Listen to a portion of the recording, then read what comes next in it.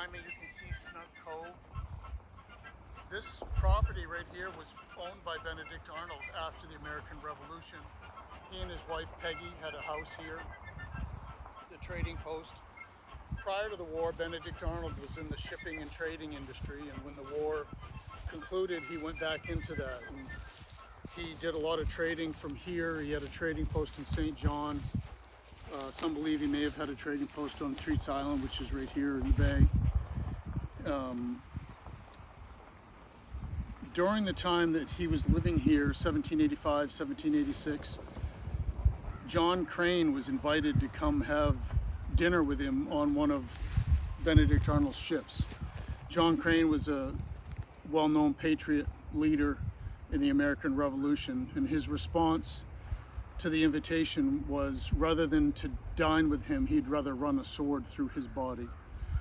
So Benedict Arnold was known in the area for being a trader and a turncoat, and eventually felt uncomfortable living here. He referred to himself as the Quoddy Bay Hermit and returned to England, where he died just a few years after returning back to England.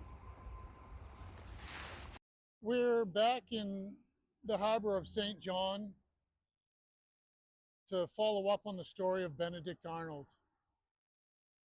Benedict Arnold was the great-grandson of Benedict Arnold, who was a wealthy governor of Rhode Island in the 1660s and 1670s, prior to the American Revolution. Benedict Arnold was born in Connecticut, and early in the American Revolution, he was part of the Sons of Liberty. He married Peggy Shipman, who was from a loyalist-leaning family in Philadelphia, and Benedict Arnold became the leader of the military troops in Philadelphia. He was a colonel in the Army. Benedict Arnold led troops up the Kennebec River with bateaus through western Maine, all the way to Fort Ticonderoga, and captured Fort Ticonderoga. He was a colonel at that time, and by the end of the battle at Saratoga, he was promoted to a major general. His wife, Peggy Shipman, was used to an extravagant lifestyle, and Benedict Arnold tried to provide that lifestyle for her and ended up living above his means of income. Some people believe that Peggy played a large role in getting him to become a turncoat, to accept the $20,000 bribe to help the British capture the fort at West Point.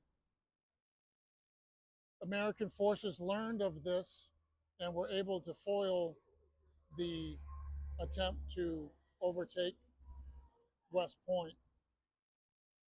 At that point, Benedict Arnold was forced to become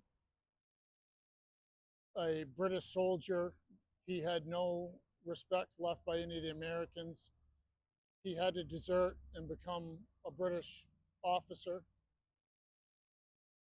and he remained on the British side until the end of the war. This is Canterbury Street here in St. John, and I'm approaching the intersection of King Street.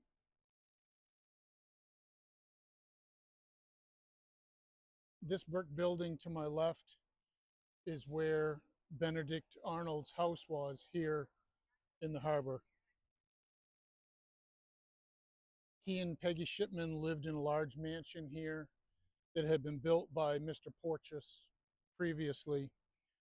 They furnished it with lavish furnishings. Even the beds and things in the bedrooms were made of mahogany and other fancy furniture. Peggy was known in St. John as being very social and liking to host events and things such as that.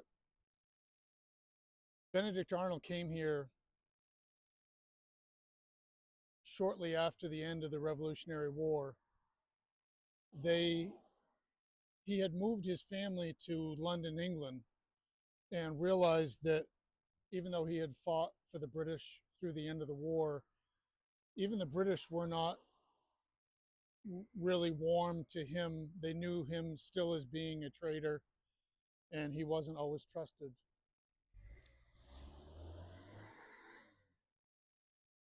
In 1785, Benedict Arnold came here and bought a shipping business in a warehouse.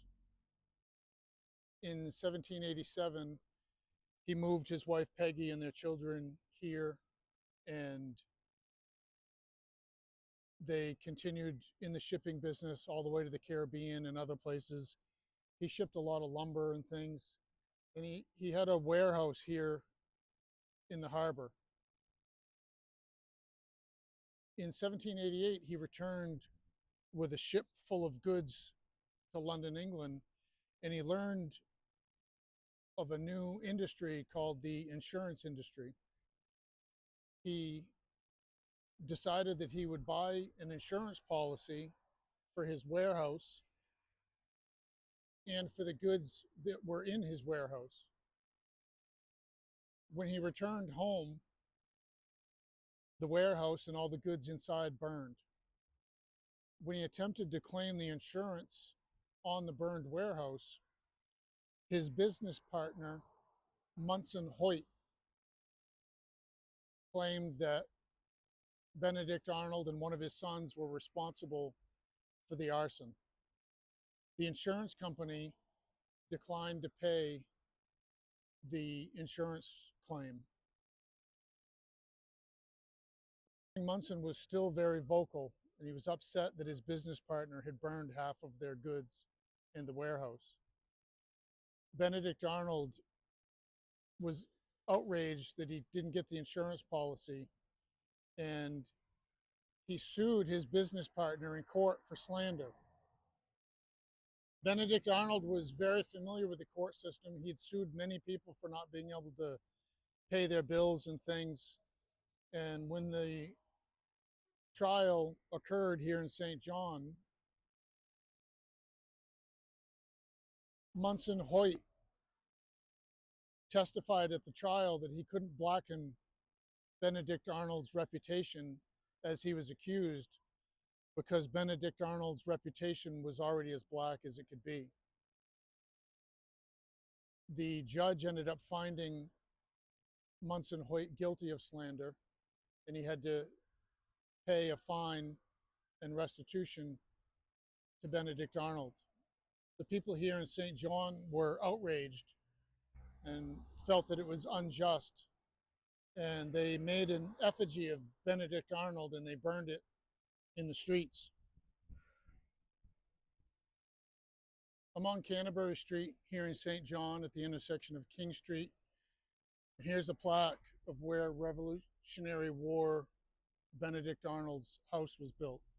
Here stood the house occupied by General Benedict Arnold, famous Revolutionary War soldier, prominent merchant and trader, 1787 to 1791.